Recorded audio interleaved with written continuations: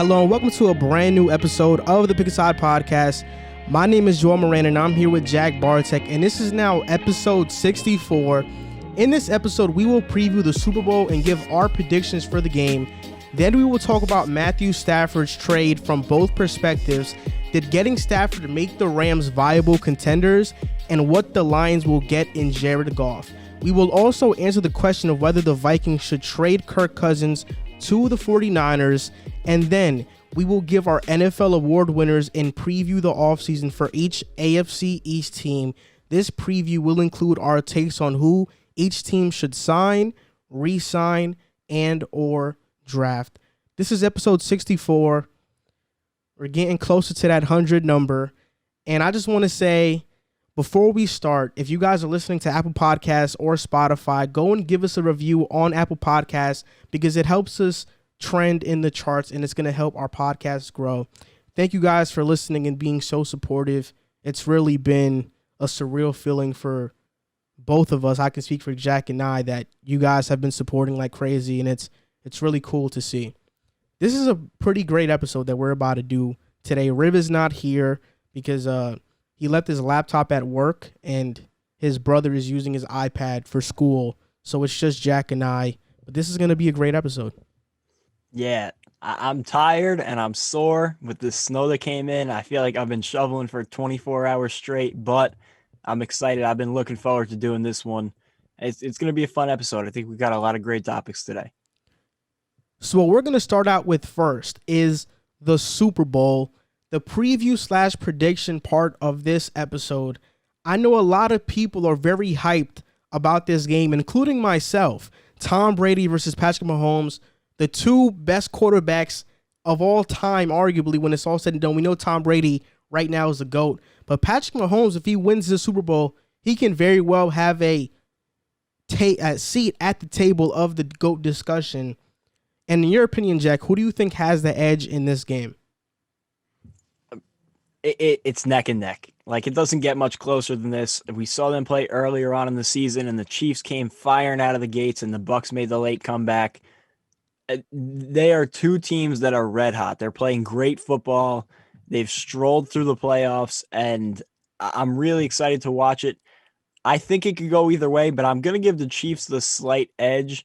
I just feel like Patrick Mahomes is on his own level right now, and that's no disrespect to Tom Brady, but you could go through every group, and I feel like neither team has a huge advantage in any position. Even when it comes to coaching on the sideline, both of these teams are solid everywhere, but I think that Patrick Mahomes is going to be the difference maker at the end of the day. I can get on board with that, but for me, as somebody who picked the Tampa Bay Buccaneers to win the Super Bowl, to make the Super Bowl, and I'm all in on this Bucs team, I am very frightened of the Kansas City Chiefs because Patrick Mahomes seems to be invincible when it's playoff time. This playoffs alone, he has 580 yards, 4 touchdowns, 0 interceptions, and Tyreek Hill and Kelsey both have 200 yards receiving. The one thing that can deter the Chiefs from this amazing run that they've been on is their offensive line. Right now, this is their offensive line heading into the Super Bowl. Mike Remmers, who's starting at left tackle, he has 0 snaps at left tackle this season. Nick Allegretti, he's an okay player. Austin Reitler, he's an okay player. Steven Wyszynski, he has 1 game at right guard. He's going to be starting at right guard for them. And Andrew Wiley, their starting right tackle, he's only had 1 game at right tackle. So this is a very discombobulated offensive line right now. They don't have Kelechi Osemele. They don't have Mitchell Schwartz. So it's going to be tough for them. And we know that Tampa Bay is great at rushing the passer. So that can be a major cause of concern in Brady versus Mahomes so far. They're 2-2, 120 team total points for Mahomes, 121 team total points for Brady. But in terms of touchdowns and interceptions, it's not even close. Patrick Mahomes has 11 touchdowns to 3 interceptions, and Brady has 6 touchdowns to 5 interceptions. So this is a very close call matchup. And I think the key to this game is which offense can move down the field more consistently. I think in this playoffs alone, the Chiefs have about six drives that ended in a touchdown when they had to drive down the field 75 plus yards or more. The Bucs have 0. I tried to rewatch the Bucs and Chiefs game earlier this season. That happened earlier this season. I was unable to because Game Pass was being very annoying. But watching that game back, the Bucs started out really slow and they came alive late. If they start out slow in this game, I think they're gonna get blown out. They can't start out slow in this game. 100% agreed. And I think that Todd Bowles has done a spectacular job with that Buccaneers defense this season. And I don't think he makes the same mistake twice. Arguably, one of the most hilarious mistakes of the entire season was putting Tyreek Hill in single coverage to start the game. And we know how that ended up. Probably the greatest first quarter in NFL history by a receiver. And that kind of set the tone for the rest of the game. And the Chiefs slowed down, but they just couldn't catch up to that first quarter dominance of the Chiefs. I think that Todd Bowles is going to learn from that mistake. They're going to come in with a better defensive game plan this game. And you mentioned it before when you were talking about the Chiefs offensive line. They're a different group, and continuity on the offensive line is so important, especially come playoff time, and even more so facing such a great Bucs front attack. And they're going to bring pressure. There's no question about it. It's going to be about Patrick Mahomes getting out of the pocket and making plays on the run, which we know he can do. He just has to do it. So I think it's going to be interesting to see if the Bucs defensive front can catch up to Mahomes, bottle him up, and don't let him make plays with his legs or outside of the pocket. Yeah, and for me, this is a very hard game to pick or to root for one team because I love Tom Brady, but I love Patrick Mahomes. Like before Tom Brady, Patrick Mahomes was my favorite quarterback in the NFL for the past 2 seasons. I'm all in on Mahomes. I think he's going to go down as the greatest quarterback to ever play the game.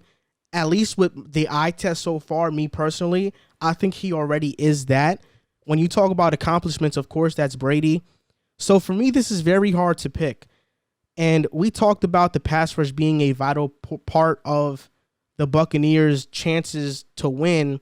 But I think another thing is that their offense has to start clicking.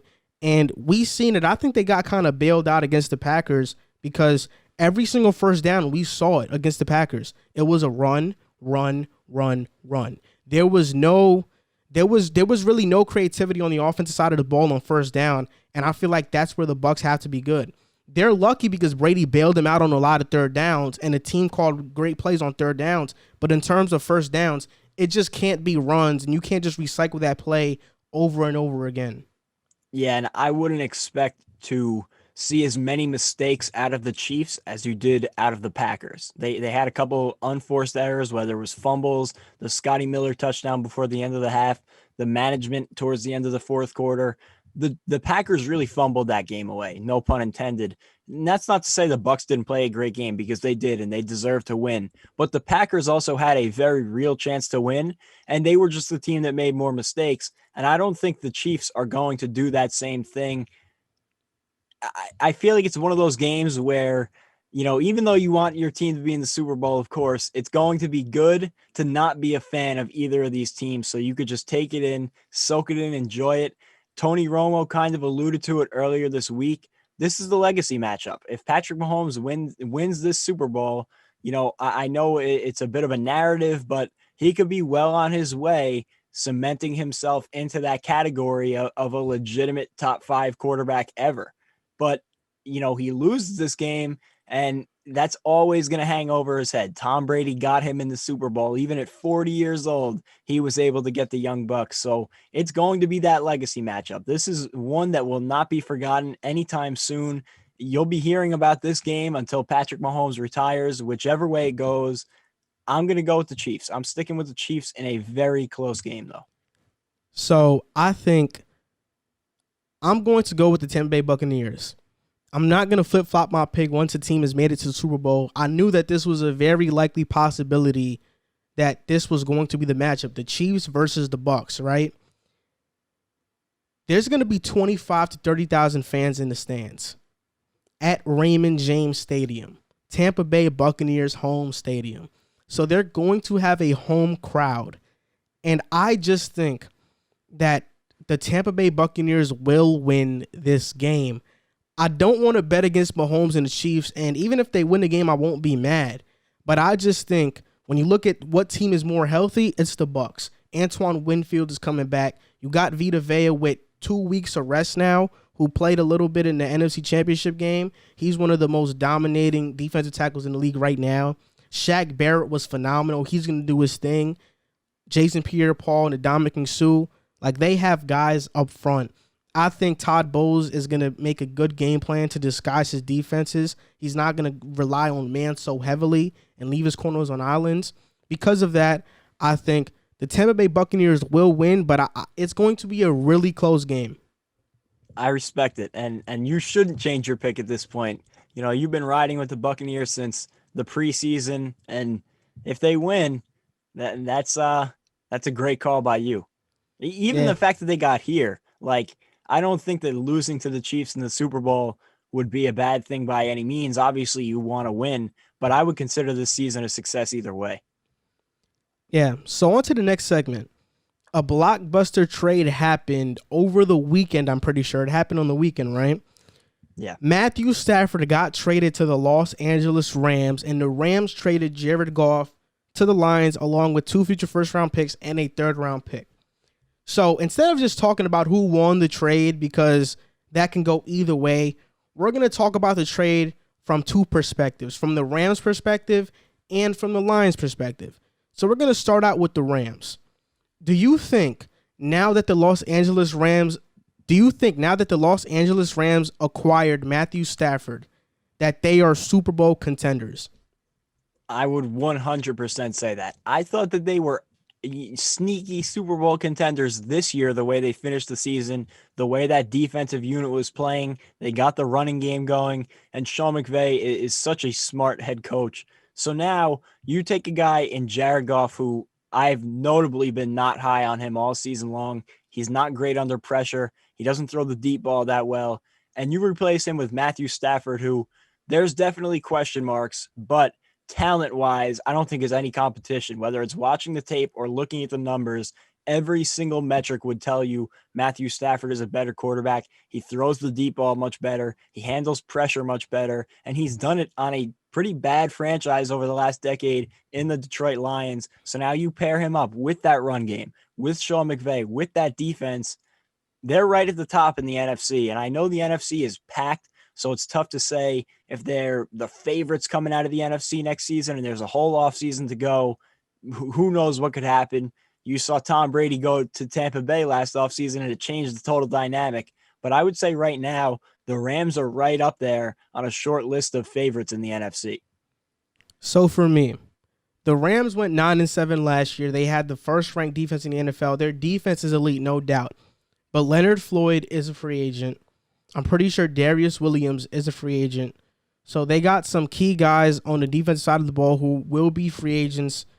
The last time Matthew Stafford had a top 10 defense, the Lions went 11-5. And I think the argument that Stafford hasn't won anything is kind of overblown, because before he got to the Lions didn't make the playoffs for 11 years. They haven't won a playoff game since 1992. So Matthew Stafford, at least in his time in Detroit, went to the playoffs 3 times. They lost, but I don't think it was all on him when they lost those games. And Jared Goff is a good quarterback. I think he's an okay quarterback, but like you mentioned, he doesn't throw the deep ball well. That's something that Matthew Stafford thrives in. And now with Stafford, it gives McVay the flexibility to call more vertical passing plays and to push the ball down the field. I think Stafford is still a top 10 talent at the quarterback position in the NFL. He threw for 26 touchdowns, 10 interceptions, and 4,000 yards last year with basically no Kenny Galladay for the entire season. Now you're going to the Rams with Robert Woods, Cooper Kupp, Tyler Higbee, Cam Akers, and Darrell Henderson, a run game, and good receivers. I think Matthew Stafford is going to make the most out of that situation. To answer the question, are they Super Bowl contenders? I'll say they're one of them. They're one of them because there's a lot of teams in the NFC that are going to be fighting for that spot. And football is very unpredictable. It's not like the NBA where we know it's going to be the Lakers, Nets, or the Clippers, or one of those teams. With football, it can be any team, right? What worries me about Stafford and this fit with the Rams is that they like to run the ball a lot and they predicate their offense a lot on the play action.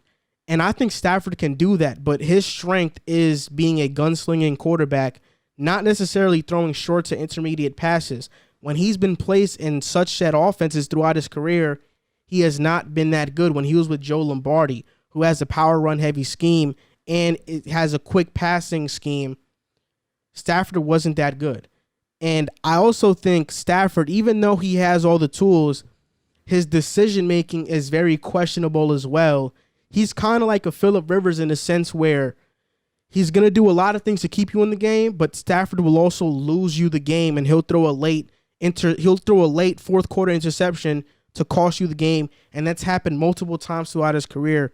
So as much as I love Stafford, those are real concerns, and I don't think the upgrade from Goff to Stafford is like Goff is here and Stafford is here. I think Goff is here and Stafford is here.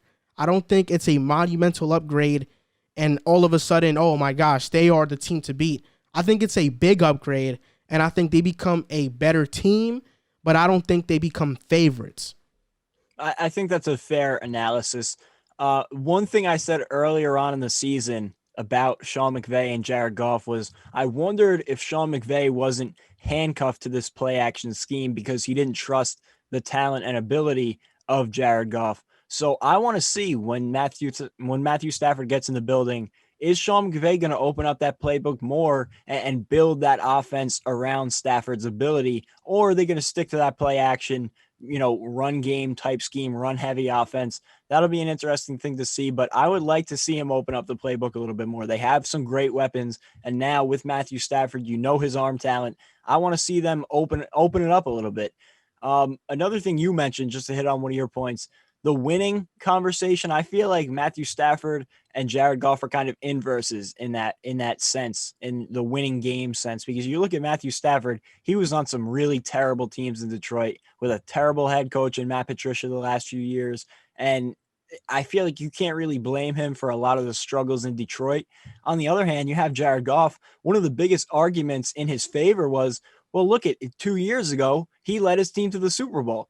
But I would say to that, he didn't lead anything. They had one of the best defenses in the league. They had Todd Gurley, who at that time was, I think, head and shoulders the best running back in the league, and Sean McVay, who was still the shiny new thing, and people hadn't really solved his schemes yet. So at that point in time, that was not Jared Goff leading his team to a Super Bowl, though he played well. I'll give him that. And that was the best I feel like I've seen him play in his career was that season. But over time, you got to show improvement. And I don't think that Jared Goff has done that. So I think that bringing in Matthew Stafford, despite his record and all of that in Detroit, makes this offense better. And I can't wait to see him with McVay. And another thing, a lot of people are getting on the Rams about trading the picks. The Rams haven't selected in the first round since 2016.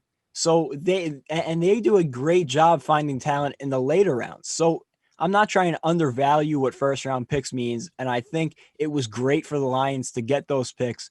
And it's probably more than you would have expected for Matthew Stafford, but the Rams can find talent later in the draft, and they're going all in right now. They are selling out for a championship, and I think it was the right move for them. I think the picks thing is a little bit overblown too, but I think it's overblown for a different reason. I don't think Stafford is worth 2 first-round picks, but I think getting rid of Jared Goff's contract is, and that's why they had to do it. For me, I'm a guy who I think Stafford is one of the most underrated quarterbacks in the NFL, and I believe in his talent.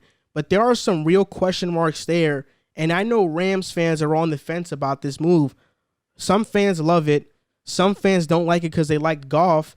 And I think even though Goff has been shouldering most of the blame within the Rams' demise, you can say, even though they went 9-7 the last 2 seasons, and before that made the Super Bowl, it's been Sean McVay has had a hand in this as well. Sean McVay's play calling, he's gotten figured out to an extent. Last year, he got figured out. This year, he kind of stole some schemes from the Ravens and Greg Roman's offense, and it revitalized the Rams' offense a little bit, but then it dwindled down again. I think that Jared Goff is getting unfairly blamed for this, I guess, Rams' downfall, because I think Sean McVay has a part in this, and as great as a coach as Sean McVay is, he's an awesome offensive mind. I don't think he's the type of guy that's going to take Stafford from a top 15 quarterback to now being a top 5 or top 3 quarterback in the league. Because we know next season, regardless of how well Stafford plays, the best quarterbacks in the league are going to be Mahomes, Watson if he plays, Josh Allen is going to be there, and I know I'm missing Aaron Rodgers is going to be there. So there's going to be guys that are going to be over Stafford. I think Stafford can have a top 10 quarterback-like season, but there are some concerns with him. Even though Jared Goff was very inconsistent, Rams fans might get a little bit mad when Stafford throws some late game interceptions and that loses them the game because it's happened a lot. We'll see if that changes within Stafford's game, but at 32 or 33 years old, I mean, how much can you really change from the player that you once were? I agree with a lot of your points, but I would say overall, if I was a Rams fan or my message to Rams fans, I would be happy with the deal. I think that they got better as a team. I think they gave themselves a better chance to compete for a Super Bowl, which that's what they have to do right now because their draft capital, even before this, wasn't great. Their cap space was really not good. They got off a bad contract in Jared Goff, which I didn't think they should have given him that extension just yet. So overall, I feel like it was the right move considering where they're at. And I'd be excited for this upcoming year. You said it. I don't think they're favorites at the moment. We got to see how the offseason plays out. And I still don't think they will be favorites come opening day next year. But they're definitely going to be in the mix. And they will be certainly a contender in the NFC. Yeah, and I agree with that totally. Just to say one last thing. I think this marriage between Stafford and McVay will work out. I think they'll be one of the better teams in the league. I think they'll probably win the division. But we have to be careful about just anointing them favorites before they even play a snap together. I think there are some concerns there, and I hope that Matthew Stafford does succeed because I want him to go out like a champion because I think he's been very underappreciated throughout his career. But now he has a chance. He's going to be at a national stage in a big city in Los Angeles.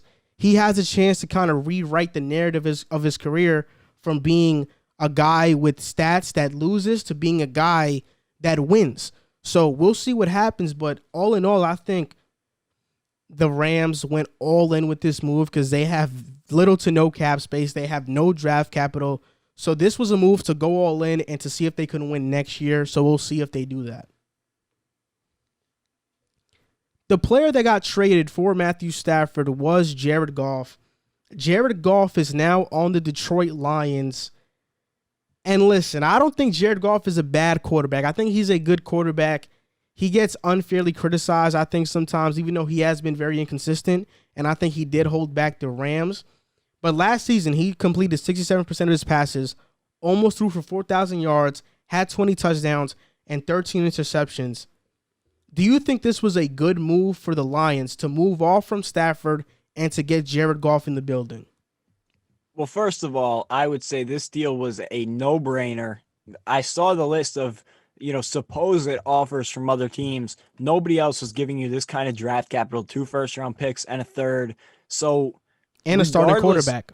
Yeah. Regardless of what you think about the quarterback swap, I think the picks make it a no-brainer. First things first. Second of all, as critical as I've been of Jared Goff, I don't think he's a bad quarterback. I think he's an average to above average quarterback, and I think it'll be perfect for the Lions. They're not going to be a terrible team this season, I don't think. I like the fit with Anthony Lynn as the offensive coordinator and Jared Goff. They could run a run-heavy offense with the play action mixed in, which is what Jared Goff was accustomed to in Los Angeles. With DeAndre Swift in that backfield, I like that fit. So I think it'll be the right offensive system for Jared Goff, and I think he'll also be a perfect bridge quarterback to somebody like a quarterback that they could get this year in Lance. I think would be a great option for them. They could groom him under Jared Goff for maybe a season or two, and I don't know how the money is going to work out on Jared Goff's contract, but if it's the same way it was in Los Angeles, they won't have to take on as much of a cap hit to move him in a season or two. So say they draft a quarterback this draft, and they sit him behind Jared Goff for a year or a year and a half, they could move him 2 years from now if they boost his value. Sort of like, I know this is crossing sports, but a Chris Paul to the Thunder. They brought him in, they kind of revitalized his image a little bit, and they traded him off for more assets. So I think it's a great move for the Lions to remain at least competitive right now. I don't think they'll be a playoff team, but I think that they'll win games, and I think they'll be in a bunch of close games. I like their coaching moves, and I think that Jared Goff is going to be a good fit with Anthony Lynn. They did a great job getting the picks, and I'm excited to see how that marriage works out, and if they do draft a quarterback to groom under Goff. If we're just being honest, we're calling a spade a spade. The Lions were going nowhere with Matthew Stafford. That's just the reality of it. They were getting ready to go through another rebuild. And we talked about this when if the Lions trade Matthew Stafford and they get a first-round pick, now what do they do at quarterback? They have that question mark. I wouldn't have been confident in starting Trey Lance day one. I wouldn't, especially in Detroit. I would not be confident in starting any quarterback outside of Trevor Lawrence on day one. So because of that, Jared Goff, the Lions now get a quarterback in Jared Goff who's a starter in this league, and he's gotten a bad rap, but he's a great leader. He's a great person, and he's a good quarterback. He at his best, he's a top 15 quarterback. At his worst, he's between 20 to 25. He's not a horrible quarterback, and I think this Lions team has some talent. And I loved what they did within the coaching staff. You hired Dan Campbell, who I think is a culture changer. Anthony Lynn, who's a good offensive coordinator, even though with the Chargers he had some of his debacles. And Aaron Glenn, who's coming from the Saints as well to join Dan Campbell. For me, the Lions need almost everything, right? They need secondary because Jeff Okudah has been underwhelming. And even though I hope his career gets on track, right now it's not a surefire hit at that pick. So there's still a question mark there. Javon Tavai has not been good at linebacker. They need an inside linebacker. They need an outside linebacker to replace Christian Jones. And they need another edge rusher, even though Romeo Okwara was good. Was that a breakout season, or was just that a fluke season on a contract year? There's a lot of question marks. I think on the offensive line, you have three building blocks what's their names? In Jonah Jackson, Frank Ragnow, and Taylor Decker. You have three building blocks there, so you need to get another tackle and possibly a guard. And then I think in terms of like your weapons on the outside for Jared Goff to work with, the only one right now that they have is TJ Hawkinson. DeAndre Swift is there, but where's Golladay going to go? Where's Marvin Jones going to go? Are they going to re-sign Kenny Golladay? So now because of that, Jared Goff or whatever rookie QB that would have been placed in a situation is now in a situation with nothing to work with. Jared Goff might be the starting quarterback for the Lions, and his best receiver might be Quentin Cephas. So that's a huge question mark. The Lions, I think they'll sign some free agents. If it was me, I'd re-sign Kenny Golladay. I think with an offensive Kenny Golladay, if healthy, TJ Hawkinson and DeAndre Swift, I think you can win some games.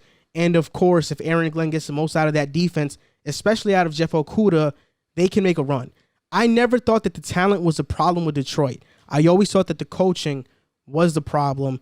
If this is the right coaching staff, we can start to see the Lions trend in the right direction. Yeah, and I think it's all about the coaching staff. Like you kind of hit on there, I think that they have the talent to win games, and like I said, I've been very critical of Jared Goff, but you can certainly win games with him at quarterback. The Rams have shown that. They went to a Super Bowl with him, and they made the playoffs this past season and won a playoff game with him playing the majority of the snaps, although he didn't get the start. So you can certainly win games with Jared Goff at quarterback. There's no question about it. They have some talent on the offensive side of the ball. Depending on if they bring back Golladay or Marvin Jones, they need to make some moves in this offseason for sure, because they're losing a lot on that offensive side of the ball, but it's a big free agency class too. There's a lot of options out there at wide receiver. So as long as, even if they lose Golladay, as long as they restock with another really number one option, or at least borderline number one option. I like Cephas as a number two type, but he can't be your number one going into the year. And that defense, I feel like, has a lot of talent. It was just crazily underutilized by Matt Patricia. He did such a bad job that I feel like the entire team took a hit because of it. And that's including Jeff Okudah. I feel like he's going to get back on track now. And it's also the toughest position to play as a rookie, in my opinion, cornerback. I feel like every rookie cornerback has a very tough time coming into the league, so I would expect him to turn it around. I think they're headed in the right direction, but it all depends on what this coaching staff does, and I feel like that will decide the fate of Jared Goff, but I don't think he's their long-term answer. I feel like he's just going to be a bridge to a guy like Lance or another quarterback that they find, whether it's this year or next year. In 2 seasons, the Lions can move on from Jared Goff and basically take on no dead cap if they move on from Jared Goff. These are some key free agents the Lions are going to have. Galladay, Okwara, Marvin Jones, Daron Harmon, Matt Prater, and Jamal Agnew. I think Marvin Jones is gone. I think Galladay is a guy they got to look at and try to re-sign. And for me, when we talk about the draft, Trey Lance is the name that jumps out, but I wouldn't be surprised if during the draft process he moves up and Justin Fields is the one that drops. Because I think Justin Fields is the one with the most question marks right now in terms of scouts, and he might be the one to drop. And the Lions can get a huge prize if they draft Justin Fields and they have the right coaching staff around him to groom him. And Jared Goff is there.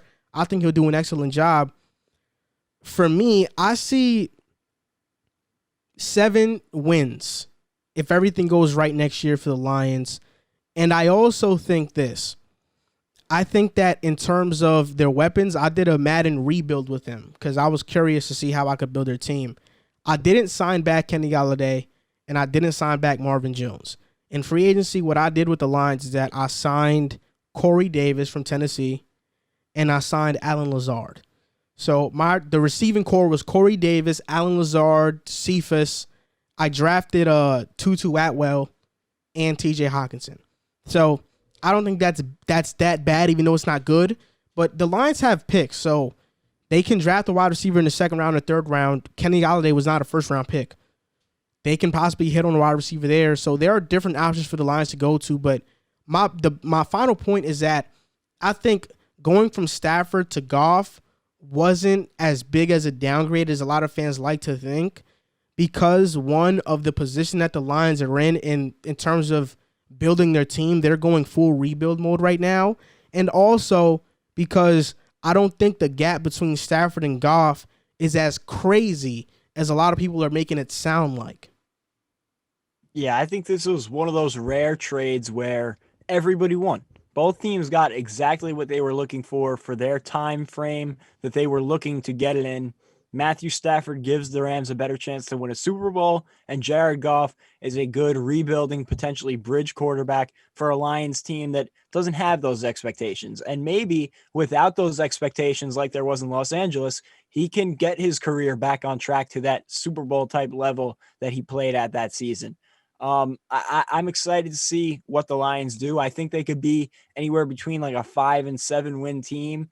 You know, I don't think they're going to be a playoff team, but they'll be competitive, and they'll be one of those teams like this year. There's a couple teams where every week I felt like you looked at their schedule and like they could put up a fight in this one. They could pull off an upset here. And I feel like that will be the Lions next season, depending on their offseason. I like what you did in the Madden rebuild because Davis and Lazard, I would imagine, are going to be cheaper than Galladay and Marvin Jones. So if you can, cut off some of that money while also bringing in 2 pretty solid weapons, I feel like that would be a great move for the Lions. But they have to bring back some weapons. Otherwise, you're just throwing Jared Goff off the boat with no life vest. Yeah, I agree. I think that both teams won this trade, and I think the Lions are going into this rebuild with a lot of assets and a starting caliber quarterback. They don't have to throw the rookie quarterback into the fire if they do draft and go that way. But we'll see what they do in the draft. Another team that is looking to upgrade at quarterback is the San Francisco 49ers. They saw the Rams get Matthew Stafford. The Cardinals have Kyler Murray. And the Seahawks have Russell Wilson. So the 49ers are there with Jimmy G like, we need an upgrade. And I'm reading this on Twitter right now from Vikings Central. The San Francisco 49ers offered a 2nd and 4th round draft pick along with Jimmy Garoppolo to the Minnesota Vikings for Kirk Cousins. But the Vikings won a 1st round pick. So what do you think? Do you think that Kirk Cousins would be a good fit with the 49ers? How good do you think he's going to be? And also, should the Vikings make this trade? Remind me, what pick do the Vikings have in this year's draft? Do you know? They possibly have between the 14th to like 18th pick. I could double check. So I think for the 49ers, this is definitely something they should be in on, and they should consider making whatever deal the Vikings want, because you mentioned the quarterbacks in that division right now, it's loaded and they're going to fall behind. Even this season, though, you looked at them with all the injuries they had, they were out competing and they did not have a terrible season. Although the record wasn't what you would like it to be, with all those injuries, all things considered, they finished out that season really well. And with a healthy team, they're competitive in that division, no doubt. But one of the biggest things that's holding them back is Jimmy Garoppolo. I like the guy, but I just don't think he's that good of a quarterback. I think he's an average game manager quarterback, and it cost them in the Super Bowl last year. Late, they needed a big throw, and he couldn't make it. And I know I don't like putting the game on one play, but that one throw could have won them the Super Bowl. And that was just a microcosm, I feel like, of what Jimmy Garoppolo is to that team. And Kirk Cousins will be a huge upgrade over Jimmy G, I think. And if they really want to compete in that division, I know they're not in the best situation money-wise. Deshaun Watson is kind of off the table for them because of their money situation. And, I don't know if they would have the compensation to get him without giving up a Bosa, and they're not going to do that. So you got to start to look at other options and what really is there. Sam Darnold, I don't know that right now Sam Darnold is that much of an upgrade over Jimmy G. Down the line he could be, but they're looking to compete right this second. So I think Kirk Cousins is one of the best guys that would be on the market, if they're saying he is, for them to go into that division and compete this year, because you can't afford to have any weak links. If you can fix a weak link on your team, you need to do that, because that division is loaded right now. I'll say this. First things first, the 49ers do have the money to get Deshaun Watson. They have over 50 free agents in this upcoming free agency. So they got a lot of players that they got to sign back so they can get Deshaun Watson if they want to. They have 10 picks in this upcoming draft. They have one in the first round, one in the second, one in the third, one in the fourth, and 3 in the fifth. And then outside of that, I'm not going to name those picks because I don't think they really matter, even though they could get a good player there. For me, Jimmy Garoppolo is what every Kirk Cousins hater thinks Kirk Cousins is, right? That's what I think Jimmy Garoppolo is. I think he's a fine quarterback. He's an average quarterback. And, I think that Garoppolo missed a lot of plays in the Super Bowl, but there were a lot of also great plays made by the defense. One notably where Deebo Samuel was open and could have got a first down on a much-needed first down, and Chris Jones batted the ball down. There was a lot of that going on. I think also if the defense doesn't give up that big play to Mahomes and Tyreek Hill, then we're having a different conversation, and Jimmy G is a Super Bowl winner. So I think there's a lot of things that went into it. I think sometimes we look at who won and who lost, and we're biased towards who won. And we tend to think that because they lost, they did everything wrong. And especially in the NFL at the quarterback position, they get blamed the most. Kirk Cousins has not been good in primetime games. That is something that you can see. He gets tense during them. I wouldn't be sure how much I'd bet on Kirk Cousins. Is he an upgrade over Jimmy G statistically? Yes, no doubt about it. Do I like Kirk Cousins? Yes. He has a connection with Kyle Shanahan already because they were together with Washington. So I think that would work out really good. But in terms of going from Kirk Cousins to Jimmy G, what are you really getting? You're not getting a quarterback that's more mobile. You may get a better decision maker, a guy with a little bit of a better arm. But Kirk Cousins in Minnesota had Stephon Diggs and Adam Thielen, then Justin Jefferson and Adam Thielen. Jimmy G, his receivers were injured, and until Emmanuel Sanders got there in 2019, he really didn't have anybody to throw the ball to. And this season, he was injured, so we didn't see what he did with that. We know George Kittle is an amazing tight end, but in terms of an outside threat, the 49ers have never really had that. So Kirk Cousins going from Minnesota to now going to the 49ers with no real number one outside threat, how good is he going to be, and does he really take you over the top? I think this would be an in-the-moment decision and move just to upgrade now. I think that the 49ers, the only quarterback they should be looking at is Deshaun Watson. And if I'm the Vikings and I can get a first overall pick for Kirk Cousins and Jimmy G, I do that in a heartbeat. If I'm the 49ers, I don't go after Kirk Cousins so crazy. The way they're going after him, I wouldn't go for Kirk Cousins that way. But if I'm the Vikings and they offer me a first and Jimmy G, I'm gonna take that deal. Yeah, I wouldn't do a first if I was the 49ers, but if it was a second and a fourth, I would feel okay doing that. I think they could manage giving up those picks for the slight upgrade at the quarterback position and betting on Kirk Cousins fitting into that Shanahan scheme. I think that would be a good fit. So I think it depends on the price tag. If they're not going to give him up without a first round pick, I would call it off. Send everything you got for Deshaun Watson and hope that you could get him. If not, I mean, yes, they can win with Jimmy Garoppolo. It would be nice to get an upgrade, especially in a season where it feels like there's so many quarterbacks on the move. And if you wanted an upgrade, there are options out there, but don't oversell. Don't sell yourself out for one and ruin a potential future because they do have a lot of young talent on that team. So, they're not necessarily in that win now window like the Rams may be because of their cap situation and their pick situation. So I feel like they could afford to wait it out a little bit instead of selling the farm for a guy like Kirk Cousins reactionary off of the Stafford trade to LA.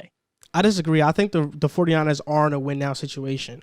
I think every team in the NFC West, outside of the Cardinals, and even the Cardinals, they're all in win now situations because they've all have given big contracts to players, especially the Rams and the Seahawks. They're all in on Russell Wilson, which they should be.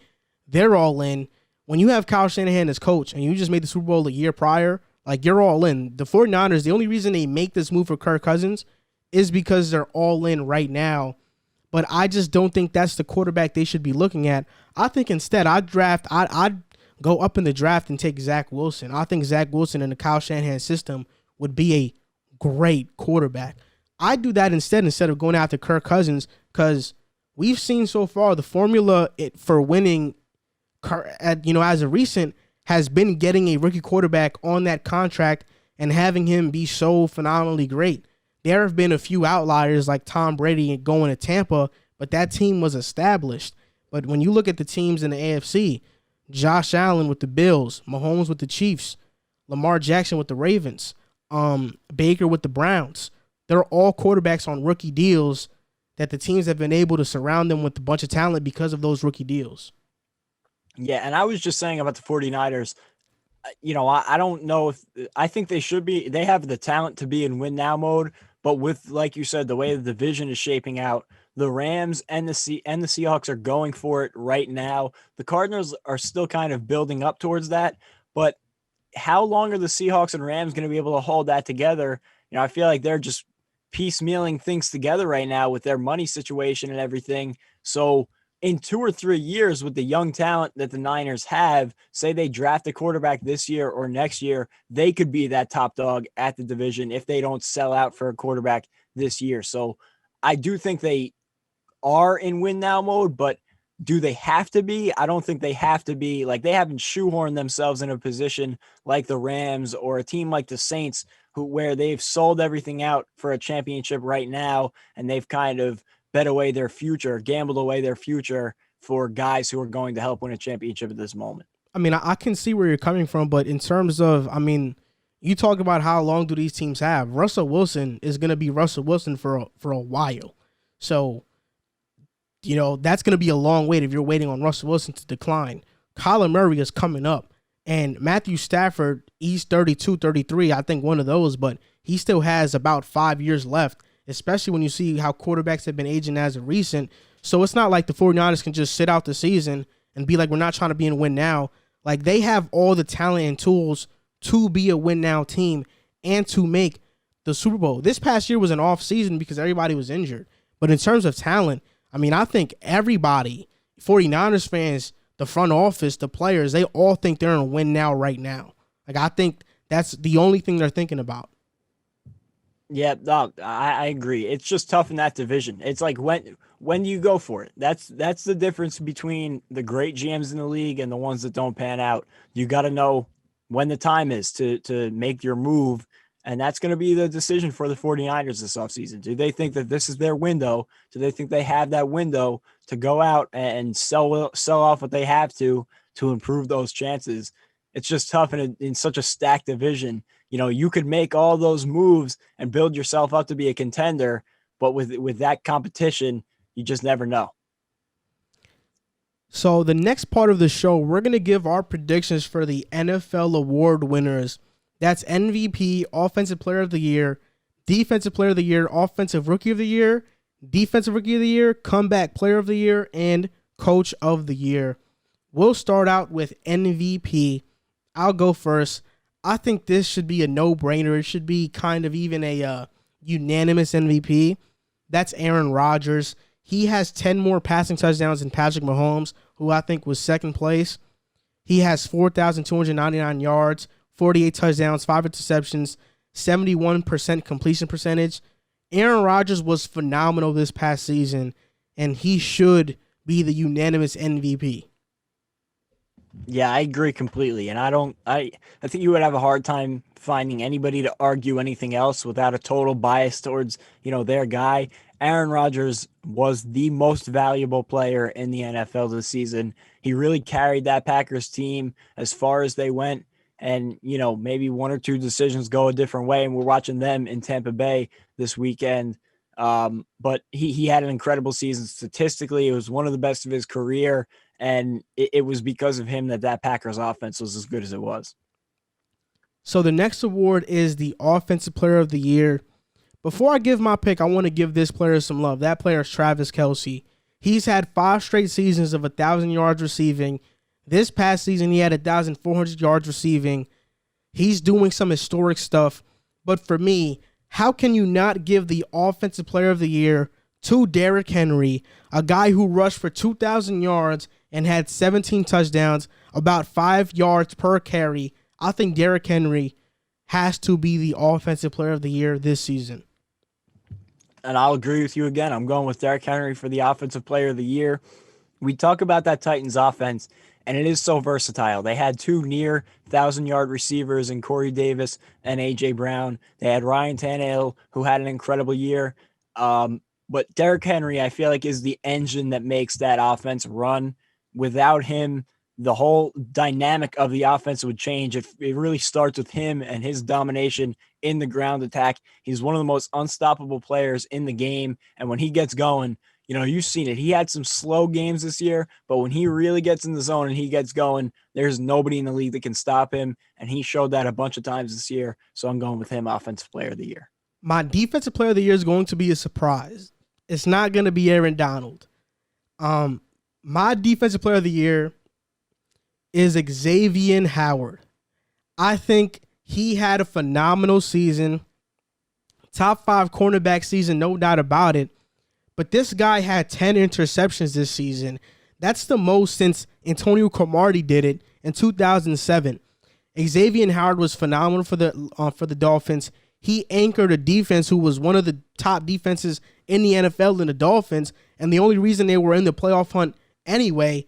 I mean, the Dolphins as a whole were great, but Xavier Howard, week in and week out, stood out. He also intercepted Patrick Mahomes, so he's had some really great games. Even as great as Aaron Donald is and other defensive players you can mention in that name, in that bracket, I think what Xavier Howard's done has not been done for 14 years. So I think he deserves to be the Defensive Player of the Year. Yeah, this one was a tough one to pick. I ended up going with TJ Watt. I think he had a great year, led the NFL in sacks with 15, 23 tackles for loss, 40 quarterback hits. So he had an incredible year, and he was part of the best defense in the league. He was a big part, one of the best defenses, I should say, not the best, but he was a huge part in making that defense go. And we saw towards the tail end of that season, the defense was really holding that team together, and I feel like he played a huge part in that. He was my Defensive Player of the Year this season. My Offensive Rookie of the Year should come to no surprise. I think it's Justin Herbert. Even though Justin Jefferson had a phenomenal season, a great historic season, the quarterback position is a hard position to play. And for Justin Herbert to come in his rookie year and throw for 4,000 yards, 31 touchdowns, and only 10 interceptions is insanely impressive. He had by far the greatest rookie quarterback season in NFL history. And because of that, he should win the Offensive Rookie of the Year. Yeah, I agree. It's a 2-horse race. I don't think anybody would question that. It comes down to the 2 Justins, Jefferson and Herbert. But I'm going to ride with Justin Herbert. We've talked about it in much detail before on this channel.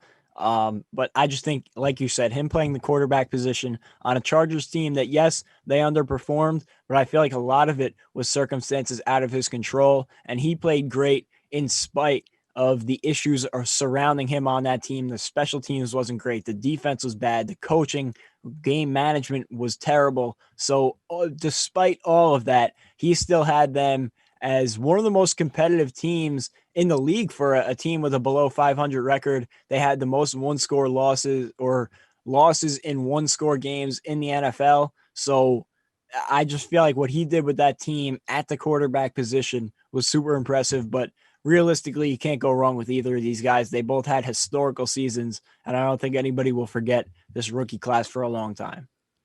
So for my defensive rookie of the year, I wanted to go with somebody outside of Chase Young. I was thinking maybe Antoine Winfield, but then I looked at his stats, and they just don't compare to Chase Young. I think Chase Young should win this award by far. I think everybody knew he was going to be this great. There were some people who kind of hated a little bit and didn't think so, but he was great. He had 10 tackles for losses, 12 quarterbacks hit, 7.5 sacks, 4 forced fumbles, 4 passes defended, and 3 fumble recoveries. Chase Young was a huge reason as to why Washington was that great of a defense. And because of that, I mean, I don't see another rookie in this class on the defensive side of the ball that was as dominant as Chase Young was this past season. Yeah, and there were some really good defensive rookies, and I hate to be, drawing up chalk here, but it has to be Chase Young. He was incredible. He was every bit of the generational talent he was made out to be. I was glad to see it because I was a huge Chase Young fan coming into this draft, and he really blew up that Washington football team defense, and the leap that they took from last year to this year. I feel like he was a huge part of that, and a huge part of them being a playoff team and being in a playoff game. So he had an incredible year. You reeled off the stats, and I feel like he is more than deserving of the defensive rookie of the year. So my next guy, comeback player of the year. How can this not go to anybody besides Alex Smith? Like, you can look at the stats and make a case for Big Ben, no doubt about it. And if you're looking at the stats, Alex Smith probably should not be comeback player of the year. But we know that that award is much more than just what you did statistically. Coming back from a life-threatening injury, an injury that could have cost you your own leg, your leg could have been amputated, to come back to football and to lead a team to the playoffs like Alex Smith did, regardless of his stats, deserves huge recognition. And this is another award that I think it should be unanimous. Nobody should have an argument about who the comeback player of the year should be. It's Alex Smith. Yeah, and shout out to Big Ben. He would probably win this award any other season, but when you think about the comeback player of the year award, it's not about what you do on the field. It's about what you've done off the field and what made you come back in the first place. And there is no comeback story, maybe in the history of sports, like Alex Smith. So for him to do what he did, if you haven't seen it or read about it, go read about it, because it is an incredibly inspiring story. The fact that he's even able to be alive, walk again, let alone make a football team and play and help lead his team to a division title, absolutely incredible. It should be runaway. It shouldn't even be a competition. He should get every first place vote. Alex Smith is the comeback player of the year. And now for coach of the year, we might have 2 different answers. I'm not sure. We'll see. My coach of the year is Kevin Stefanski. He got the Browns to the playoffs for the first time since 1994. No, since the first time since 2002. The Browns won their first playoff game since 1994, and Stefanski leading the Browns to 11-5 record. The only thing that changed about the Browns was them signing Austin Hooper, having some rookie receivers, and their coach. I think the biggest change to the Browns was their coach. Going from Freddie Kitchens to Kevin Stefanski, I mean, he changed around that offense. Baker Mayfield played like Kirk Cousins last season. He had a breakout year, and Kevin Stefanski was a huge part of that. I think the Browns found their coach in the future, found their coach of the future, and you can make the case for Brian Flores, but Flores didn't make the playoffs. Kevin Stefanski did, and because of that, I think he deserves to be the coach of the year. Yeah, I think there are a bunch of guys who are deserving of this award this year, and I probably would have said Stefanski, but if for no other reason than to differ from you, I'll say another name that I think is very deserving. Ron Rivera. I think he came into an adverse situation there in Washington between the changing of the name, the controversies with the owner, and everything that came out this past offseason. A team that really was pretty devoid of talent last season, and then coming into this year, having the issues with Dwayne Haskins, having to go through cancer treatments at halftime of games, just an incredible story. And for him to, regardless of the record, take this team to the playoffs in his first season there, I feel like spoke volumes about him. He's been a great coach since he came into the league. And I feel like even if he doesn't win this, he deserves some recognition as a potential coach of the year. Yeah, that's a great pick. If it wasn't, I didn't even think about Ron Rivera. But, what you just said, going through the cancer treatments, dealing with Dwayne Haskins, and leading the team to the playoffs, I think, he should be in that running for Coach of the Year. Definitely him, Flores, and Stefanski. Those are our predictions for the NFL awards. The NFL honors are this Saturday or Sunday. It's one of those. But this weekend, we'll know who wins each and every award, and those are our predictions for those said awards. Now, these next couple of segments, these next 4 segments are what I'm really excited for. It's our off-season predictions for the AFC East teams, our dream scenarios for these teams. We're going to start out with our favorite team, the New York Jets. The New York Jets have a lot of off-season intrigue this offseason, right? Do they trade for Deshaun Watson? Do they draft Zach Wilson, Justin Fields, or Trey Lance? Who do they sign in free agency? And Jack and I, we're going to give you what we think the Jets' dream offseason looks like. So for me, no doubt about it, we trade for Deshaun Watson, trade that second overall pick along with many other picks.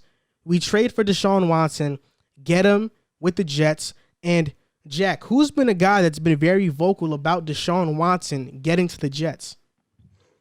I would believe it would be Richard Sherman. Yeah, and since he's very vocal, get him with the Jets too. Sign Richard Sherman. We need some secondary help. So I'd sign Richard Sherman. I'd also go out and sign Allen Robinson. Get that number 1 wide receiver who has been plagued with bad quarterback play in Chicago. And another guy, a slept-on signing. Let's be honest, Chris Herndon has been a disappointment.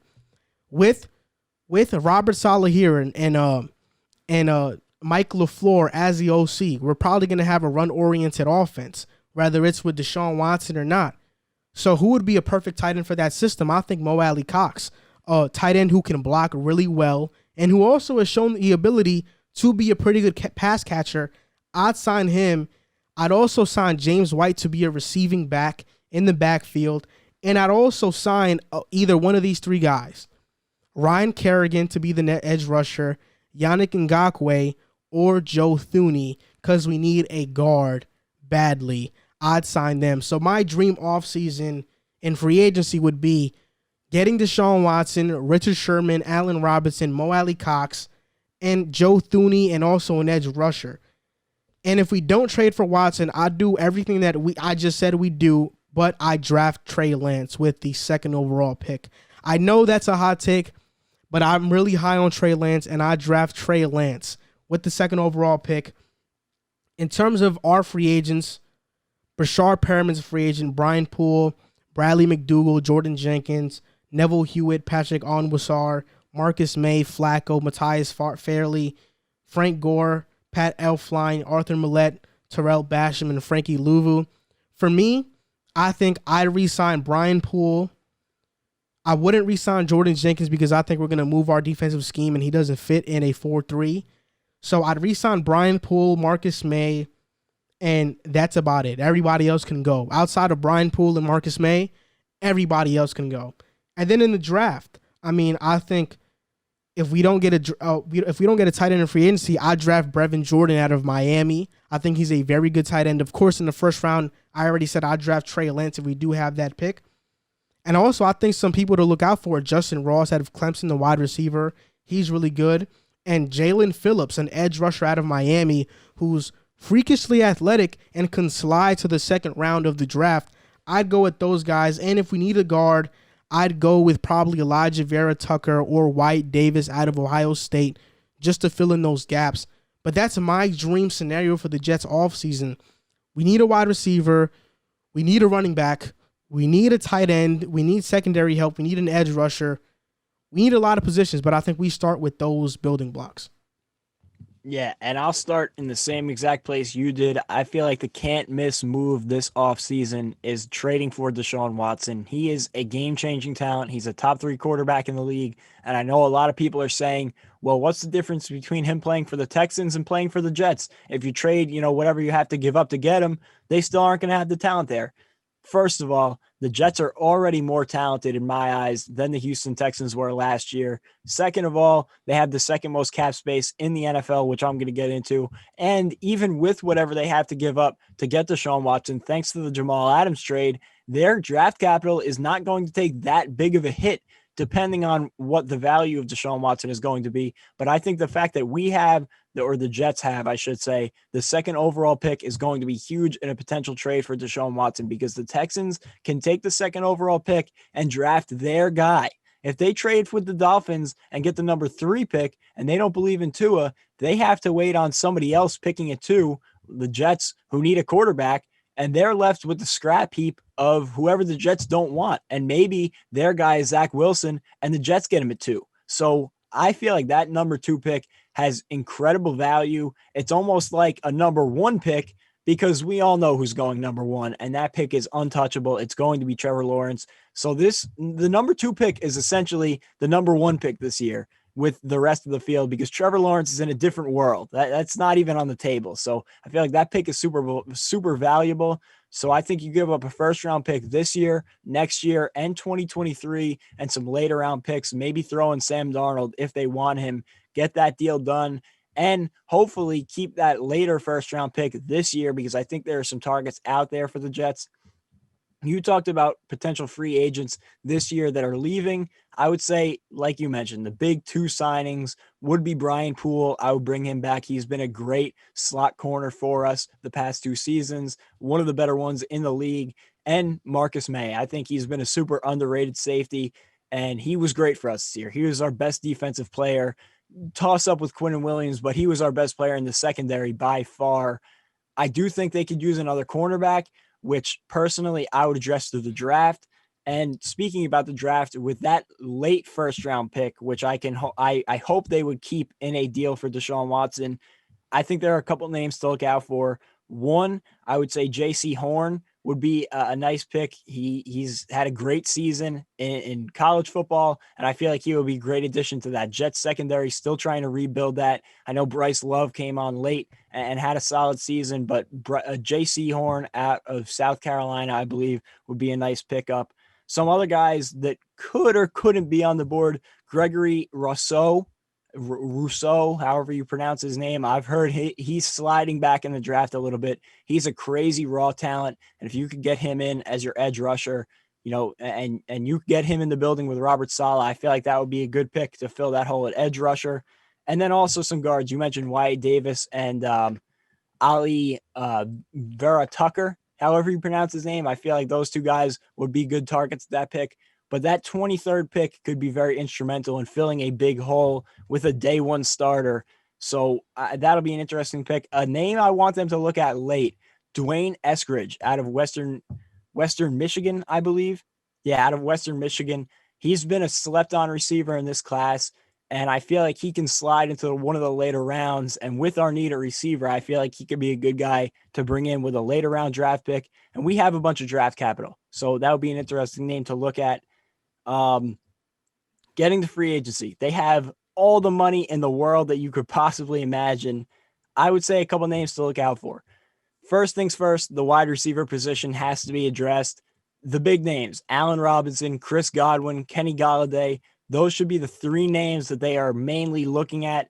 Corey Davis could also be in the mix, maybe a guy like Curtis Samuel, but I have my eyes set on one of those main 3 guys personally. I think that would be a game changer. Getting one of those 3 with Deshaun Watson would totally turn around this offense. Moving to the offensive line, I feel like there's still a hole at that guard spot. So whether it's Joe Thuney or Brandon Scherf, although I think Scherf will stay in Washington. One of those two guys I feel like would really solidify that offensive line. And then you draft another guard and you have a line pretty much set for the next 5 or so years. So I feel like one of those two guys would be a great pickup. Then moving to the defensive side of the ball, edge rusher. If you don't address it in the draft, you have to address it in free agency. And it's a great year for the edge rusher position. One name I think they can look at is Romeo Okwara from the Lions. We talked about him before. He had a good season. It remains to be seen if it was a breakout type year or just an outlier in a contract season. But he's a guy that you could bring in. Trey Hendrickson is another free agent from the Saints. He had a huge season, and the Saints are in a terrible money situation, so I don't think he'll end up back there. But edge rusher is another position that needs to be addressed. And then just filling out the holes.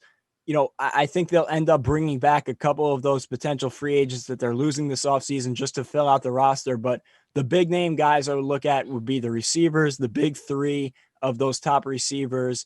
The offensive line, I feel like those two guys in Joe Thuney and Brandon Scherf would be main targets. The edge rusher, there are so many names. I could keep going on. Bud Dupree is another one, but there are so many. Leonard Floyd, filling that hole is huge. And then bringing in Deshaun Watson. I think that move would really set us ahead tenfold in our rebuild. So, you make those moves and you could look at maybe contending for a playoff spot. For me, I wouldn't bring in Leonard Floyd because I think he's a 3-4 outside linebacker. I think we're going to change our scheme to a 4-3. At least I think we should, because we should move Quinnen Williams back to his natural position, and we can have Fadakazi and Quinnen Williams at the interior of the defensive line at those two DT positions. You put John Franklin Myers on the outside and then complement him with somebody else.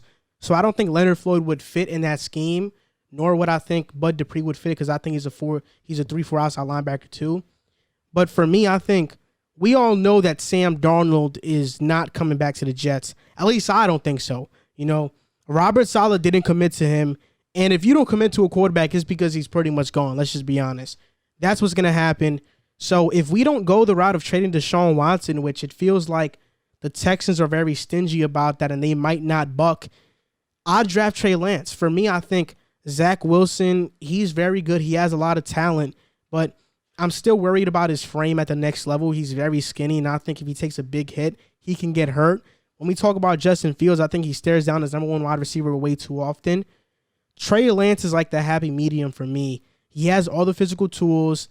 He didn't throw in interceptions in 2019, so his decision-making is on par, even though it was against lower competition.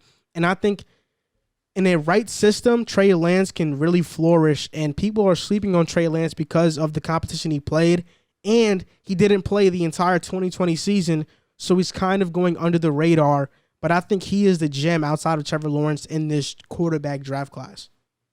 Yeah, if it was me and the Jets don't trade for Deshaun Watson, I would take Zach Wilson at 2. I would stay away from Justin Fields. I think you kind of hit on it. I think he's a one-read quarterback, so I feel like he needs a lot of work to make it work at the next level, and I think he can get there, but I don't think he's the right guy for the Jets. I feel like Zach Wilson would make more sense. He said it himself. He's a perfect fit for a Shanahan-type 49ers offense, which is what I think is going to be brought over here to the Jets. And maybe they do stick with Sam Darnold, because I feel like he's another guy that would fit in that 49ers type offense. So there are a bunch of different directions they can go in. If they keep Sam Darnold, they could trade back and maybe get a guy like Devonta Smith or Jalen Waddle or one of those top 3 receivers in the draft. I also think they need to address the hole at running back. Who do they really have at that position next year? LaMichael Pirine will be the number 1 on the depth chart going into next year. So if they could add a running back, but I don't think they should splurge on one like an Aaron Jones. I feel like a more underrated option would be the way to go. There are so many names out there. Even a guy like Leonard Fournette, maybe coming off a solid season with the Buccaneers. I don't think he would command as much money as one of those top guys, but I feel like there are a bunch of running back names to look at. And another guy you mentioned, I forgot to, Richard Sherman. He's essentially put the pen to the paper with the way he's talked about Robert Saleh, getting him in as not only a viable cornerback option, but a perfect leader to put in that defensive room and the cornerback room with some young talent. I know Bryce Love, he had a great job. Bryce Hall. Bryce Hall had a great season last year towards the end of the year. So you could get him in there with Richard Sherman. It'd be a perfect little mentorship.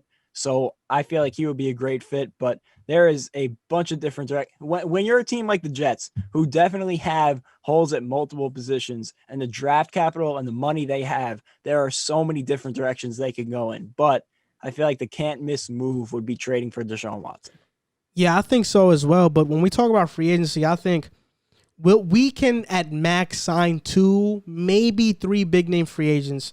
If we do that, I think it's Allen Robinson and Joe Thuney. Those are the 2 guys that I'd go with.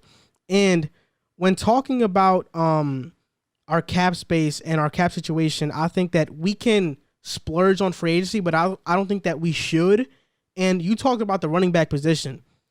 We don't want this to be another Le'Veon Bell situation where we go and sign Aaron Jones. So we know that we can get running backs for cheap, whether that's bringing in a Matt Breida, who didn't get to play much in Miami, whether that's bringing in a Tevin Coleman, who's a free agent as well. There are a lot of options at the running back position. Mike Davis, James White, just to name a few. So the Jets don't really have to try to get a cornerstone running back. We can have a running back by committee system, which is what Shanahan does regardless. Yeah, and I don't think that splurging for a running back is the recipe for success anywhere in the NFL. I feel like the one outlier I would say is the Titans, where they've paid Derrick Henry, and he really has been that dude in Tennessee. But even when you look at the top teams in the NFL, who is paying a running back big money, I just don't think it's the right way to go about things. And I don't think it's the right way for the Jets to go about it. You said it perfectly. They have room for 2 or 3 big name signings. One, I would go for a wide receiver because there are so many good options out there. You really can't miss. And then 2, I feel like the guard position is one that I would rather an NFL veteran rather than throwing a rookie into the fire, or throwing 2 rookies into the fire, I should say, because they're really looking to fill 2 guard spots this offseason. So if you could get one of them with a solidified NFL veteran, I feel like that would be the right way to go. Edge rusher, I would feel more comfortable taking in the draft. Cornerback, I feel like you can get a little bit cheaper and through the draft. So wide receiver and guard would be the 2 positions I would heavily target in free agency. Yeah, I agree. And that's our dream offseason for the New York Jets. The next team we're going to talk about is the Miami Dolphins. There has been no rumors that they're going to move on from Tua. So the Miami Dolphins going into this offseason, they have cap space, they have draft capital, and they have what they hope to be their franchise quarterback in Tua Tagovailoa. I'll go first in terms of what I think the Dolphins should do in the draft, and then you can, piggyback on that. I think you build around Tua. I don't think the Dolphins are going to trade for Deshaun Watson, at least at this moment. There has been no real reports or real traction of that happening. And because of that, I think the Dolphins stick with Tua. And the wide receiver that plays to Tua's strengths the most is Devontae Smith, because he can create separation. And Tua has shown an ability not to throw the football at receivers who are kind of in 50-50 situations. He has to see you be wide open, and that's when he's going to make the throw. I think Devontae Smith is the perfect guy for that, even though I think Jamar Chase might have the edge over him in terms of who's better. I think for the Miami Dolphin system and to fit Tua, Devontae Smith is the pick to go. And the Dolphins need a guard. Kind of like the Jets, they need a guard. Wyatt Davis is out there. Elijah Vera Tucker is out there. And I also think that the Dolphins, if they want to complement and get another tackle in the building, they should look at Rashawn Slater long and hard. Because Rashawn Slater, he's a guy who's getting slept on, and Pina Sewell is like the gem of this draft, but Rashawn Slater is not that far off from him. So I think that's what the Dolphins should do in this draft. You draft Devontae Smith, and you get some depth on the offensive line with your later pick. Yeah, I'll start with the Deshaun Watson talk. I will say, things that you say can change at any time in the NFL, and we've heard it time and time again. The Giants said that they didn't re-sign Odell Beckham just to trade him, and then they traded him. The Cardinals said Josh Rosen was their guy, and then a month later they went out and drafted Kyler Murray, so on and so forth. I will say what the Dolphins said about Tua Tagovailoa. I believe the quote was something along the lines of, "He is our starting quarterback." It was pretty assertive that he was going to be their guy. It wasn't a, try and walk around the question type quote where they were saying, "Well, he's our starting quarterback today." They were saying he's our starting quarterback. He's our future. And I feel like they really do believe in him, despite what their actions may have shown this offseason or this last season. So I think he's going to be their guy moving forward. And I think they're going to look to build around him, which I don't think is a bad decision because they can improve that offense this offseason. And it would start with the third overall pick. And that could go two ways. You could either take Penei Sewell, who is supposedly a generational talent at the tackle position, and you could shore up that offensive line for Tua Tagovailoa, or you can go out and get a receiver. I agree with you. I would take Devonta Smith. I think he's the perfect receiver for Tua Tagovailoa. I feel like his playmaking ability, his ability to move after the catch and gain yards after the catch, and then also his ability to make tough catches in traffic, guarded tightly. He is the perfect all-around type receiver for Tua Tagovailoa, and I feel like he would be the selection at number 2 overall. That offense is really what needs work. I would also think about re-signing a guy like Ryan Fitzpatrick just in case. Look what happened this past year with Tua Tagovailoa. We didn't think that after he started, he would be coming off the field, but maybe we go into the season and Tua isn't what they expect him to be. They're going to need that backup quarterback. So I feel like bringing Ryan Fitzpatrick in, the continuity and the leadership that he brings would be a smart decision. And then also their money, I think they should look at targeting one of those big 3 wide receivers, like I mentioned for the Jets. Allen Robinson, Chris Godwin, and Kenny Golladay, 3 great free agent wide receivers. If they could bring in one of those guys, along with Devonta Smith, add in Devontae Parker, add in Mike Gesicki at tight end, a potential running back that they could bring in. That offense would be loaded. You're surrounding Tua Tagovailoa with weapons, and I feel like that's what needs to happen, especially on the offensive side of the ball. When you look at their upcoming free agents, I really don't think they need to bring that many of them back. I think they did a great job last offseason with their money and their picks, setting themselves up for this year. And I think they're in a really good position, but I think offense is the side of the ball that they really need to look at. Their defense was so good last year. If you could add weapons like an Allen Robinson and a Devonta Smith with Tua Tagovailoa, you're looking at a team that won 11 games last year.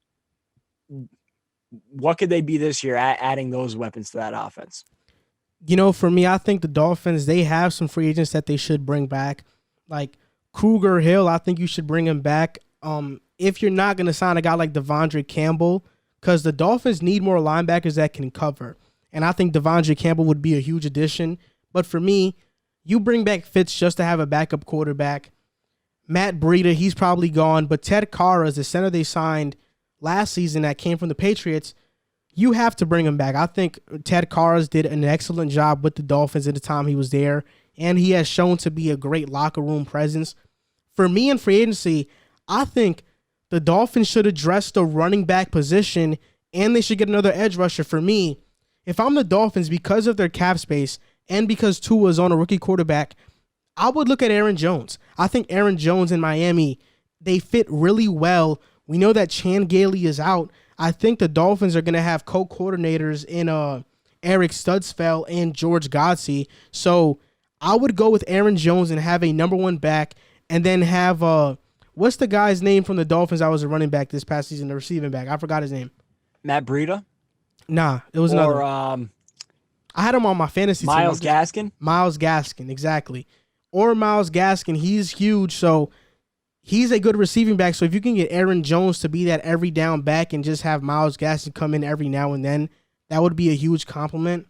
But for me, I think the free agents they should target are running back. Of course, guard Joe Thuney or Brandon Sheriff. And at safety, I think they can upgrade at safety. I'd bring in Jaquiski Tart to fill in that safety position. The 49ers don't have a lot of money, and they have a bunch of free agents, so I think Jaquiski Tart is a guy who's really low on the list of guys to bring back. And the Dolphins should upgrade that secondary. Even though the Dolphins' defense was good this past season in terms of points allowed, they gave up a lot of yards, which means that teams just didn't capitalize on their opportunities, And how many seasons realistically is Xavier Howard going to have 10 interceptions? Probably not many. This was probably an outlier year. They can't just rely on turnovers in terms of stopping offenses. They have to not allow many yards, and that's something they have to work at. So I think their secondary is fine, but they need to bring in another edge rusher, another linebacker, and I think upgrade at secondary at the safety position as well. Yeah, and you mentioned edge rusher. I think that's a position they could target in the draft potentially. A guy like Jalen Phillips out of Miami, perfect fit coming from Miami to Miami. He's a guy I thought about for the Jets, but he's possesses some great talent at that edge rusher position. I agree. I think they should look at guard, and not only guard but center. A guy they could target there is John Feliciano, a very talented center, and just shore up that offensive line. He's a guard. Oh, yeah. I thought that he played the center position last year. That's Mitch Morse. Yeah. John Feliciano's guard, yeah. But I think they should build up that offensive line in free agency and get a wide receiver in free agency, but then also add a wide receiver.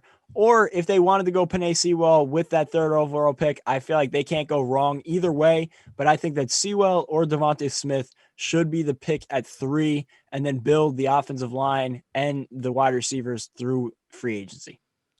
So for me, if they don't get a running back in free agency, of course, they should look at getting Najee Harris and having that Alabama reunion between Devontae Smith, Najee Harris, and Tua. Or maybe getting a guy like Chuba Hubbard, Travis Etienne. These are all guys, Javonte Williams out of North Carolina. These are all guys they should target. But obviously, this offseason is about building around Tua, getting Tua a number 1 wide receiver or just a receiver to complement Devontae Parker. I don't think they need to get 2 receivers because I actually like Jakeem Grant. He's a good speedy slot receiver for them. I would just look at getting Devontae Smith and maybe signing another guy. But I think with Devontae Smith, Devontae Parker, Mike Gesicki, and Jakeem Grant, they will be a formidable team. Also, if they get a good running back, they'll be a very good team. So I don't think they have to do too much and go crazy because I think they're already a really good team. Yeah, they put themselves in a good position last year to be set up for this season. The running back position is another one you mentioned. I think that they are a team that's in a position they could splurge for a guy like Aaron Jones to help out a quarterback into a Tagovailoa that we saw last year. Brian Flores seemed a little timid with him. So if you could bring in an elite running back talent, like I would call Aaron Jones at least near that elite tier of running backs in the league. So if you could bring in a great talent like that at running back to help make Tua's life easier and surround him with those weapons, I feel like it would help his development a lot coming into the season. Another name on the offensive line, Corey Linsley, who did a great job with the Packers. I feel like he could be a nice addition, and the Packers aren't in the best cap situation. So he could be a guy who ends up cutting ties with the Packers just due to money. So another name that they could target for that offensive line, but I feel like everything starts with the offensive side of the ball this offseason for the Dolphins. Yeah, without a doubt. The next team that we're going to talk about is the Buffalo Bills. They have a lot of notable free agents. Their free agents are Trent Murphy, Tyler Kroft, Josh Norman, John Feliciano, Brian Winters, Andre Roberts, Darrell Williams, Levi Wallace, and Matt Milano. In my opinion, the perfect dream scenario would be you got to re-sign Matt Milano. I know some mock drafts have the Bills taking a linebacker. I'm pretty sure Nick Bolton's name came up. But for me, Matt Milano, when he's on the field, the Bills they're a different defense. They cannot afford to let Matt Milano go because he's so good at blitzing and he's so good at covering. You can't let him go. And also, the Bills can create $20+ million in cap space by releasing John Brown, Quentin Jefferson, and Cole Beasley. They can create $16+ million if they release just Quentin Jefferson and John Brown. And I think that's what they will and should do because I think Gabe Davis has shown he can take a next step to be a very good wide receiver in this league. He was rookie last year. He had a very good season. I think you should have him start next year. For me, you sign back Darrell Williams, Matt Milano, and one of the guards, John Feliciano, preferably. And in free agency, you got to target an edge rusher because that's the position they need the most, whether it's Trey Hendrickson or even a guy who's slept on but who gets a lot of sacks is Marcus Golden, who was with the Giants and previous year was with the Cardinals. He's another good guy. And you also got to get some secondary help because I don't think Josh Norman is the same, and Levi Wallace has shown his tendencies to not be that reliable at times. You're not going to like this pick because he's a Jet, but Brian Poole would be perfect for the Buffalo Bills. They would have a very good slot corner, and Brian Poole would make that secondary really good. So for me, I think the Bills don't have to fill much positions. I think they can address the guard position in the draft. They can sign a corner. Of course, you re-sign Matt Milano, but as of now, the only positions plaguing the Bills are edge rusher and running back. And seriously plaguing the Bills are edge rusher and running back. Outside of that, I think they're good. Yeah, I think the Bills are in a great position this offseason. Their money situation isn't great, but I agree. They should look into making some cuts, especially the wide receiver position. John Brown and Cole Beasley, they've been great for the Bills the past few years, but I would let them walk and save that money. I think there are two free agents that they should really look at bringing back. One is Matt Milano, for all the reasons you said. He is such an integral part of that defense. And two, I feel like they should look at bringing back at least one of the offensive linemen that are free agents this offseason. And the guy that I would bring back is Darrell Williams at that right tackle position. I don't think they're going to be able to bring back all three with their money situation, but between Brian Winters, John Feliciano, and Darrell Williams is the guy that I would keep. And then I would look to maybe fill in those two guard spots during the draft at some point. But I don't think they're in bad shape offensively. I would attempt to target maybe a lower tier wide receiver. Obviously, it's a very deep class, but I think there are some names towards the bottom. A guy who was a Jet this past year, Brashad Perryman, I think would be a nice pairing with Stephon Diggs. You could probably get him for cheap because he didn't have a great season statistically. And just to give a viable number two, if you're getting rid of John Brown and Cole Beasley, I also like Gabe Davis, but I do think that adding in a more established number 2/number 3 type would be the right move for this offense. I would like to see them go out and give Josh Allen an extension. I think that he's earned it, and it would help them out moving forward with the season. So that's not something that looms over them all year. We've seen it in the past how contract negotiations during the season can go wrong. So I feel like getting it done now this offseason would be a smart move. And you mentioned edge rusher. There are so many names that are available. One guy that I would target, I don't know if they'll have the money to sign him, depending on where they go elsewhere, but I would look at Shaq Barrett. He had an incredible season with the Buccaneers. I mean, he's one of the best in the league at the edge rushing position, and he would really make that defense one of the better units in the league if you could bring him in and shore up that one big hole on the defense. So if you bring in a guy like Shaq Barrett, it will be huge. But there's a bunch of guys at that position, even if it's a guy like Yannick Ngakoue, Trey Hendrickson, Matthew Judon. So there are a bunch of different ways that they could go with that edge rushing position. But I feel like that's the big need they need to address. So if they're going to bring in one big free agent, it should be at the edge rushing position. So for me, I would not cut Cole Beasley, even though I think the money does make sense for them to do it. But I think I would not cut Cole Beasley. But if they do go that route, then I wouldn't bring in Brashad Perriman because he's an outside wide receiver. He can't really line up anywhere else in the field. He's not that good. And I wouldn't even say he's an established wide receiver. He's a risk as well, especially with his injury history. I think Gabe Davis can be that second wide receiver. And for me, I'd bring in a guy in Kendrick Bourne to be that slot receiver and to help out the Bills in there. And I think even though I like Dawson Knox, he hasn't been what we thought he was going to be. He had a pretty good rookie season and really didn't build off of that. I'd bring in another receiver at tight end who is not a very good blocker, but a very good receiver in Gerald Everett. I think Gerald Everett is going to be cheap. He's fast, and he can line up anywhere on the field. He's not a very good blocker, but I think the Bills can live with that, especially since they're not a run-heavy offense. But we all know running back is the position that the Bills should look to get. I don't think they should spend big money on anybody in this class. I think you draft a running back, And of course, the name that pops up is Najee Harris, but he's probably going to be a first rounder or early second rounder. So for me, I draft Trey Sermon with the late round pick or in the third round or the fourth round. I draft Trey Sermon. I think he can be that power back that the Bills want and they need. And Trey Sermon, he's shown enough in big games with Ohio State that he can be that horse work back, that workhorse running back. So I draft him, and instead in the first round, if I'm the Bills, I look to build the guard position and the offensive line because, like you said, I don't think they bring back Brian Winters, and John Feliciano is a big question mark. So you got to bring in a guy at guard. I'd go with Wyatt Davis, but there's also guys like Elijah Vera Tucker that you can very well go with.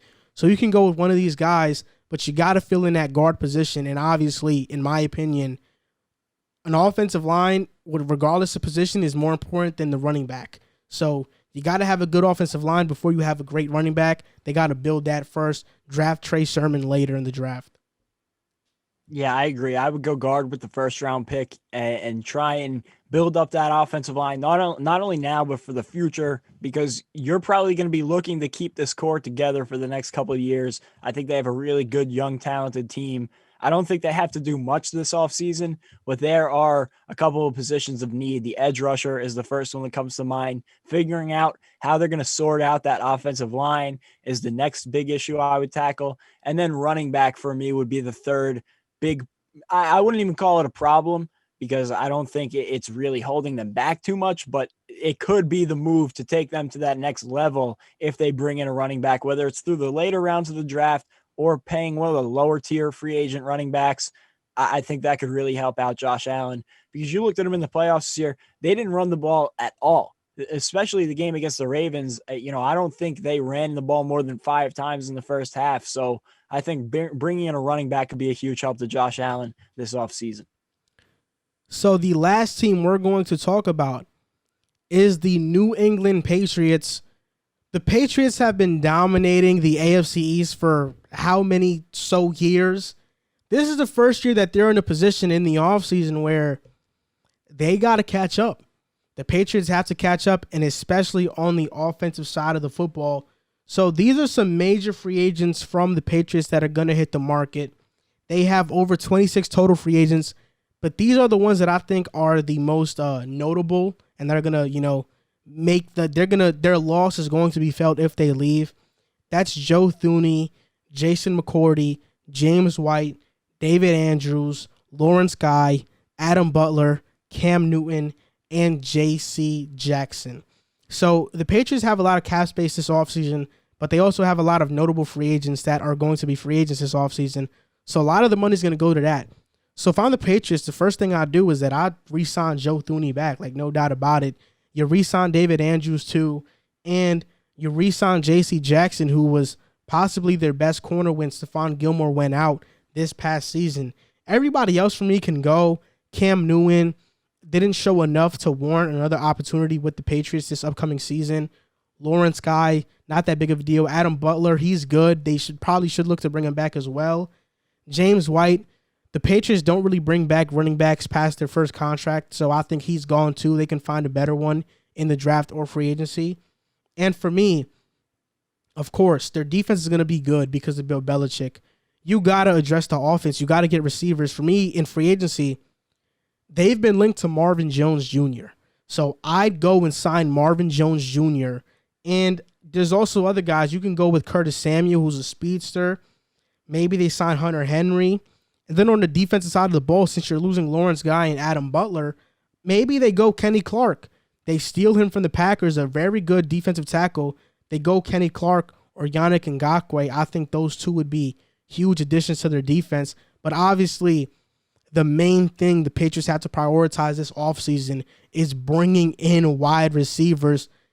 And I think you got to start with Marvin Jones Jr. or Curtis Samuel or having them both. Having them both would be huge. Yeah, I agree with you. I don't think Cam Newton comes back this season at the quarterback position. He was probably statistically the worst quarterback in the NFL last season. It was worth the shot. Who knows if he had gone back to the level that he played in Carolina, the Patriots could have been in the race for the division, but it didn't work out. I think they move on from him, and I think they look to draft a quarterback. I don't know if he'll start immediately. Maybe they get a guy like Mac Jones or Kyle Trask with their first round pick. Another guy that I would look at in the later rounds, Kellen Mond. He had a great day at the Senior Bowl, and a lot of his stock has definitely risen up. And I think you could get him later on in the draft without taking him in the first round. So one of those guys is a name I would look at the quarterback position. The problem is I don't know what they do at quarterback next year, whether they want to bring in a veteran, maybe a guy like Ryan Fitzpatrick, or not necessarily him, but somebody who could just come in, hold over the position for a year, or if they want to give Jared Stidham another shot. I personally don't believe in him whatsoever. I feel like it would be a waste, but I don't know if any of those names that I mentioned in the draft would be ready to go from day one. So I think they should look at a bridge quarterback or a veteran quarterback to come in and take next year. But I do think they should look to draft one of those three guys with their pick situation. Then looking at free agents, starting on the offensive line, Joe Thuney and David Andrews, I would look to bring both of them back. They're such huge parts of this team, great veteran leaders, and those are two guys that I would definitely look into bringing back. On the Lawrence Guy, give or take, I feel like they should look into bringing him back, but only at a certain price tag. And same thing with Adam Butler. I think that Adam Butler was kind of a hidden gem for them, and I would personally bring him back over Lawrence Guy. But J.C. Jackson is really the guy they need to bring back. I know there's been rumors floating around about Stephon Gilmore and what his status is going to be. People were talking about him being a potential trade deadline target this season, and who knows if that extends over into next season. But bringing back J.C. Jackson would at least give you that formidability that if you do want to trade Stephon Gilmore, you can do that and still have a guy like J.C. Jackson in that secondary. So I feel like bringing him back is very important. But you hit the nail right on the head. The wide receiver position is the place to go. Who was their number one this season? Jacoby Myers. They didn't really have any formidable. Bird. Yeah, Damiere Byrd. They didn't really have any great receivers this season. And with such a deep free agency class at the wide receiver position, I feel like they need to go out and get at least one, if not two, of those top guys. Whether it's, a guy like a Corey Davis, I feel like would be a nice addition for them. You mentioned Marvin Jones, who's been linked to them. I feel like would be a nice addition. And then maybe look towards the second tier targets to bring in a second wide receiver. But if I were them, I would look at bringing in two wide receivers because that position group was very poor for them this past season. And if you're going to bring in, especially if you're going to bring in a rookie quarterback, you're not giving them any chance at all if you're bringing back the same weapons that you had last year. You're, like I said about Jared Goff before, you're throwing him off the ship with no life vest, and that's no situation to succeed in for a rookie quarterback. So for me, I misspoke. Kenny Clark actually re-signed with the Packers, so they can't sign him. But I think Mac Jones is ready day one. I think he would be ready day one. I think his preparation is there, and he's a very hard worker. I think he'll be ready day one, especially in an offense like the Patriots, which is just predicated on the quick passing game. For me, I would not even think about drafting Kyle Trask with the first round pick. I would not even think about it. Maybe in the later rounds, yeah. Kellen Mond is cool, but I'm not that high on Kellen Mond, even though he did win Senior Bowl MVP. I'm not high on him at all. I think quarterback targets for me would be Jacoby Brissett, bringing him back to reunite. He knows the offense, so, the Patriots love familiarity. I think bringing Jacoby Brissett would be back. Another option would be, of course, trading back for Jimmy Garoppolo.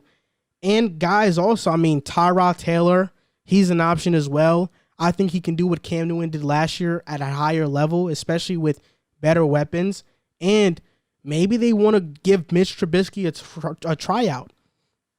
Mitch Trubisky is very good in terms of the short passing game. He's not a very good deep thrower, but that's what Josh McDaniels' offense is. Maybe they take a gamble on a guy like Mitch Trubisky who does have talent, who can run as well, and maybe they see what happens with that. I actually don't hate the idea of Mitch Trubisky at all. In fact, I actually really like that idea for the Patriots, and I didn't even think of that as a plausible option, but he's a guy that showed some signs last year. I'm not too high on him, but he showed signs last year and earlier in his career that he has the talent to be a legit quarterback in this league.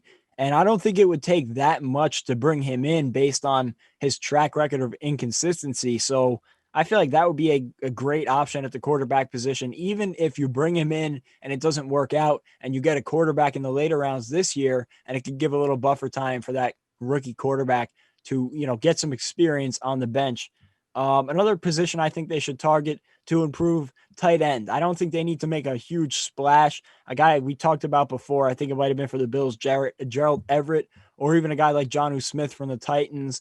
Just somebody like that. It doesn't have to be some huge splash signing. Obviously, Hunter Henry would be the guy that you would love to have. I think he's the crown jewel of tight end targets this free agency. But even if it's a lower tier piece, I think guys like that would make an impact at the tight end position. You saw how big of a role tight ends have played for them in the past, whether it was Aaron Hernandez, Rob Gronkowski. So bringing in a good tight end would really help out that offense. Another one could be Jared Cook Jr. The Saints aren't going to bring him back, and he's older, but he's still a pretty decent tight end.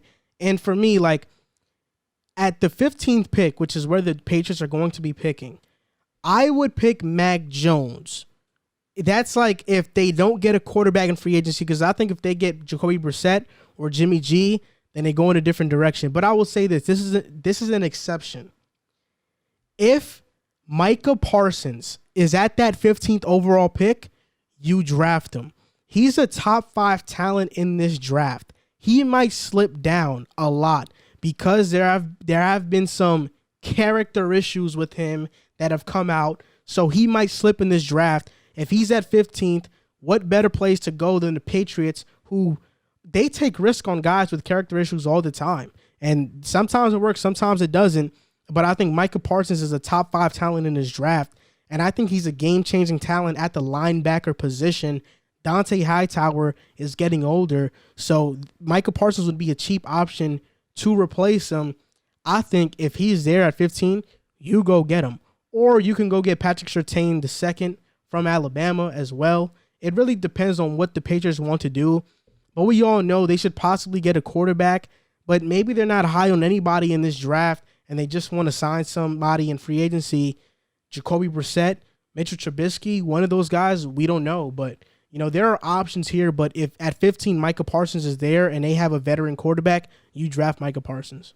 Yeah, and that's a great call on Parsons. Like you said, if there's anywhere you would want to go as a guy with character issues, the Patriots are the place. You could go down the line over the last few years of guys they've brought in with character issues, and a bunch of them they've been able to set straight. Some of them haven't worked out, but that's a great place to be under Bill Belichick on a pretty solid. That defense is always going to be solid.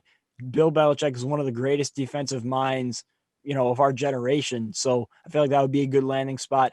I have a feeling they're going to go with Mac Jones. Even though I'm not too high on him, I feel like the Patriots system is one where he could really work out. Like that would be one of the places I would feel better about him going. And you mentioned Patrick Surtain being a potential pick for them. If they get him and they re-sign J.C. Jackson, then you could really look at moving Stephon Gilmore. You would have Surtain to learn under J.C. Jackson. And I think that for Stephon Gilmore, you could get a haul of whether it's picks or talent to add on to this team. And I think it might be a wise decision for them with the position they're in right now.